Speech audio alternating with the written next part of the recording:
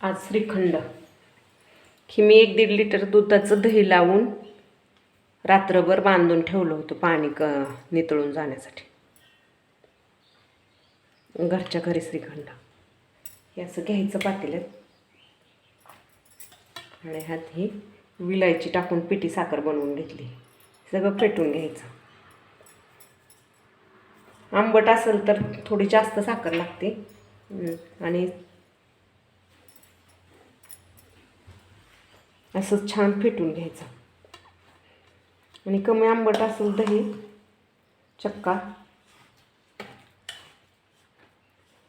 ही बघा मस्त क्रीमी होईपर्यंत असं फेटून घ्यायचं आपण. हे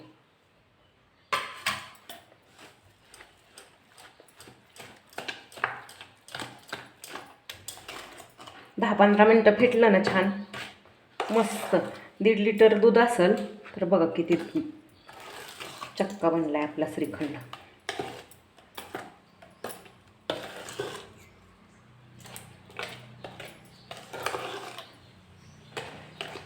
दही जर कमी आंबट असेल तर साखर कमी लागते आणि दही जर आंबट असेल तर थोडी जास्त साखर लागते.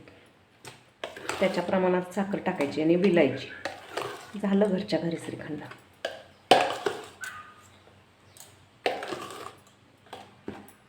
मस्त असं क्रीमी होईस तर फेटायचं.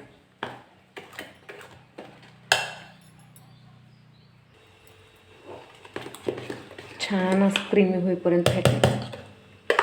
मिक्सरवर पण फिरवू शकता तुम्ही, पण भांडे खूप खराब होतात. तेवढे भांडे घासत बसा. आहे अशीच थोडी हाताने मेहनत घेतली तर छान होतं. मस्त असं क्रीमी होतं.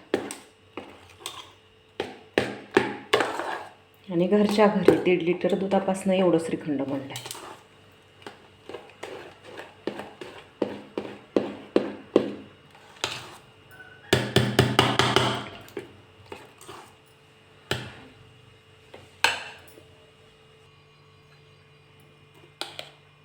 फेटायचं बघा कशी चमक आली. छान असं एखाद्या कंटेनरमध्ये भरून ठेवायचं. काचेची भरणी असेल तर अजून छान.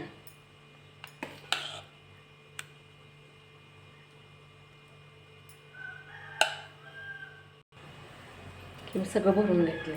ह्याच्यात तुम्ही गुलकंद ड्रायफ्रूट्स तुमच्या आवडीप्रमाणे घालू शकता आणि फ्रीजमध्ये 8 दिवस 15 दिवस पण टिकू शकतं हे. आणि घरचं स्वच्छ सुंदर सात्विक